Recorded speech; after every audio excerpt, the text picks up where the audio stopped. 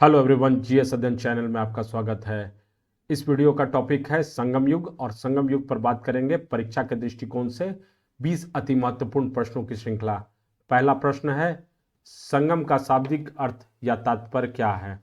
तो संगम का शाब्दिक अर्थ दक्षिण भारत का प्रमुख राजवंश, हिंदू धर्म ग्रंथ, मदुरई का प्राचीन नाम या तमिल साहित्यकारों की सभा।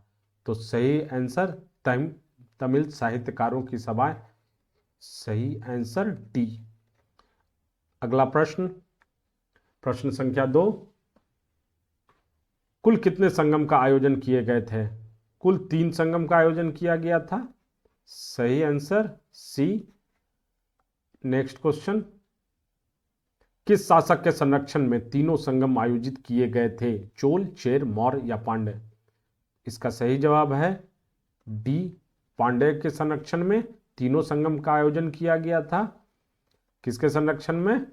पांड्य के संरक्षण में। याद रखिए, इंपॉर्टेंट है। अगला, निम्नलिखित में से किन प्रमुख राजवंश की जानकारी संगम साहित्य से मिलती है? किन प्रमुख राजवंश की जानकारी किससे? संगम साहित्य से मिलती है। चोल, चेर, पांड्य या उपरोक्त सभी? सही जवाब उपरोक्त सभी।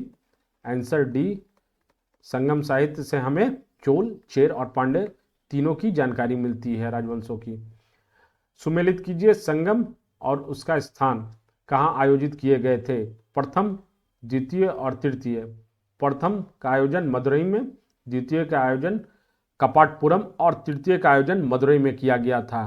तो इसका आंसर है, आंसर सभी सुमेलित हैं। सुमेलित हैं। अगला प्रश्न, प्रश्न संख्या 6, सुमेलित कीजिए संगम और अध्यक्ष।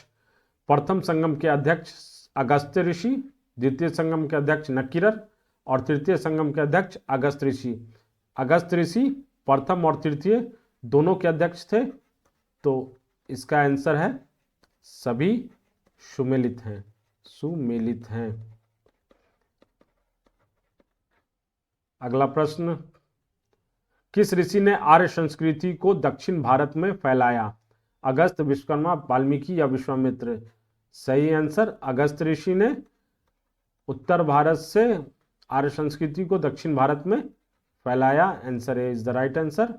अगला प्रश्न, प्रश्न संख्या 8, तमिल भाषा के शिल्पादिकारम और मणिमेखलई नामक ग्रंथ किस धर्म से संबंधित है? शिल्पादिकारम और मणिमेखलई ये बौद्ध धर्म से संबंधित ग्रंथ है। Answer A right answer. Next question, question number 9, तोलकपियम ग्रंथ किस विषय से संबंधित है? तोलकपियम ग्रंथ किस विषय से संबंधित है? ये तमिल भाषा में लिखी हुई व्याकरण ग्रंथ है। व्याकरण ग्रंथ है, तमिल भाषा में लिखी हुई व्याकरण ग्रंथ है। तो सही answer, answer b is the right answer. अगला प्रश्न, प्रश्न संख्या 10, जीवक चिंतामणि किस धर्म से संबंधित है? जीवक चिंतामणि जैन धर्म से संबंधित है। किस धर्म से संबंधित है? याद रखिए, जैन धर्म से जीवक चिंतामणि। अगला प्रश्न, प्रश्न संख्या 11, सुमेलित कीजिए राजवंश और उनकी राजधानी। चोल, उरेयूर, चेर, वेंगी, पांड्य, मदुरई ये तीनों सुमेलित हैं। तो इसका आंसर सभी सुमेलित हैं। सुमेलित हैं, इसका आंसर है। अगला प्रश्न, सुमेलित कीजिए राजवंश और उनके प्रतीक चिन्ह। चोल का बाघ प्रतीक चिन्ह, चेर का धनुष और पांड्य का मछली। इस क्वेश्चन का भी आंसर सभी सुमेलित हैं। याद रखिएगा, चोल का बाघ, चेर का धनुष और पांड्य का मछली। नेक्स्ट क्वेश्चन, सुमेलित कीजिए राजवंश और महत्वपूर्ण शासक। चोल सेनगुट्वन, चेर नेंडुचेलियन, पांड्य कार्यकाल। ए का 3, बी का सेनगुट्वन चेर का और सी का पांड्य का नेंडुचेलियन ये महत्वपूर्ण शासक थे। तो चोल के महत्वपूर्ण शासक। कार्यकाल, कार्यकाल का अर्थ होता है जले हुए पैरों वाला व्यक्ति। तो आंसर A3, B1, C2 याद रखिएगा, क्वेश्चन बहुत ही इंपॉर्टेंट है परीक्षा के दृष्टिकोण से। मैं एक बार और आपको बता देता हूं, चोल का महत्वपूर्ण शासक कारिकाल था, चेर का महत्वपूर्ण शासन सेनगुटवन था, और पांड्य का महत्वपूर्ण शासक नेंडू-जेलियन महत्वपूर्ण या प्रभावशाली शासक आप बोल सकते हैं। अगला प्रश्न, प्रश्न संख्या 14, किस संगम में 3 संप्रदाय के विद्वानों ने भाग लिया था? प्रथम, द्वितीय, तृतीय या इनमें से कोई नहीं? तो तृतीय संगम में तीनों संप्रदाय के लोग भाग लिए थे। कौन कौन से संप्रदाय?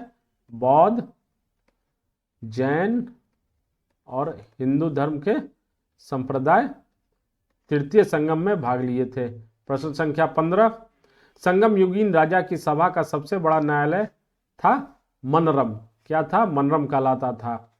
Answer A is the right answer. Next question, सुमेलित कीजिए ग्रंथ और उसके रचयिता। शिल्पाधिकरम, शितले सतनार, मणिमेखलई, इलांगो अधिगल, जीवक चिंतामणि, तिरुक्कदवर या तोल्काप्पियम तोल्काप्पियर।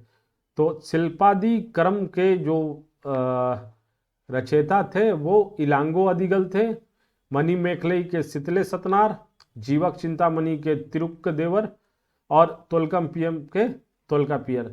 तो सही आंसर ए का 2, बी का 1, सी का 3 और डी का 4। नेक्स्ट, अशोक के अभिलेख में किसे केरल पुत्र कहा गया है? चोल, चेर, पांडे या इनमें से कोई नहीं? चेर को केरल पुत्र कहा गया है और चेर राजवंश केरल में भी स्थापित था। कहाँ स्थापित था? केरल में। तो इसे अशोक के स्तंभ अभिलेख में इसे केरल पुत्र कहा गया है। सही आंसर बी है। नेक्स्ट, पुहर या कावेरी पट्टनम की स्थापना किस शासक ने की? कारिकाल ने। किसने की? कारिकाल ने की। ये एक प्रमुख बंदरगाह भी था। Answer b is the right answer. Next question, question number 19, समाज कितने वर्गों में विभाजित था? समाज कितने वर्गों में विभाजित था? ए 2, 3 या 4? समाज 4 वर्गों में विभाजित था, जिसे अर्शर,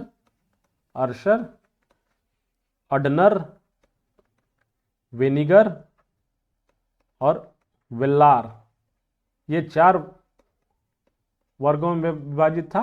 अर्शक का अर्थ होता है शासक वर्ग, अडनर ब्राह्मण, वेनिगर वाणिक और वेल्लार का अर्थ होता है कृषक। तो समाज 4 वर्गों में विभाजित था। अगला प्रश्न और अंतिम प्रश्न, संगम युग से उरेयूर किसके लिए प्रसिद्ध था? उरेयूर सूती वस्त्रों के लिए प्रसिद्ध था। सही आंसर ए। तो आपने ये 20 महत्वपूर्ण प्रश्नों की श्रृंखला देखी है। अगर आप इससे जानकारी लिए होंगे तो लाइक और सब्सक्राइब करें, जिससे आने वाले वीडियो के लिए भी आप अपडेट रहेंगे। धन्यवाद। थैंक्स।